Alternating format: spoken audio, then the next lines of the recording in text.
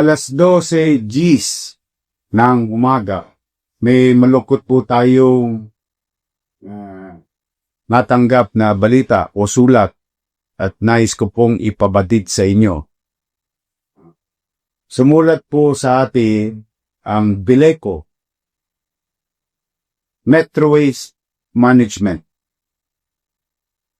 At nakasaad po sa kanilang sulat, ngayong araw po na ito ay humihinto na po sila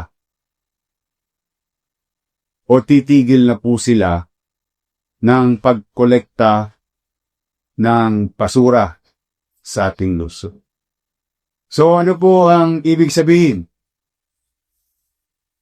Kung kahapon, nung isang araw, nung isang linggo, at ilang linggo nang nakararaan, ay tambak ang basura sa mansulok ng ating syudad, ay malamang po sa hindi, titriple pa ho yan dahil wala na pong mag-aakot ng basura. Ito po ang bumungad sa akin. Bukod sa kinakarap natin araw-araw, ito ang unang bumungad sa akin bilang inyong alkalde ng lungsod. Sa kaliwanagan ng lahat. No? At hindi naman kaila na ang Maynila for so many mayors, for so many decades, ang nagkokolekta ng maayos sa atin at mainam na nagugustuhan ng mamamayan, kahit na magpalit-palit ang mga mayor, ay ang dating kolektor ng Maynila na Lionel Waste Management. At napabalita rin po sa atin noong nakaraang taon na hindi na rin po kinaya ng Lionel na tugunan ang serbisyo para sa lungsod. At sila nagpaalam na maayos ng Oktubre na hanggang December 31 na lamang po sila. Bagamat ipinagkaila ng ilang individual na sila daw ay nagbabayad, ngunit ang katotohanan, may pagkakautang o bayarin tayo sa Lionel ng 561 million pesos sa taong 2024. At dahil dito, minabuti ng nakaraang administrasyon na kumuha at paghadi-hadi ang koleksyon ng basura sa lungsod. Sila naman po'y nagtagumpay na kumuha ng ibang kumpanya, katulad na nabanggit kong kumpanya na Metro Waste at Bileco. Ngunit, katulad ng isinangad sa sulat ng Metro Waste at ng Bileco, napatunayan na hindi rin sila binayaran.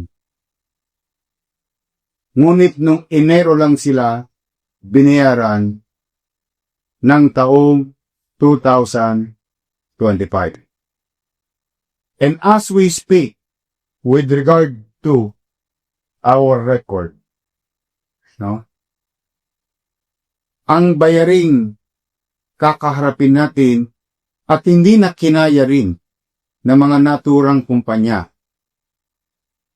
ang malaking operasyon ng pagkolekta ng basura ay tumataginting na 950 million pesos. So para po sa simpleng arithmetic,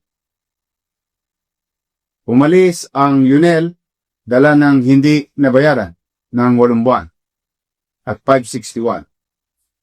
May nagsinungaling, may nagkuble, may nagtago, pero lumabas ang katotohanan.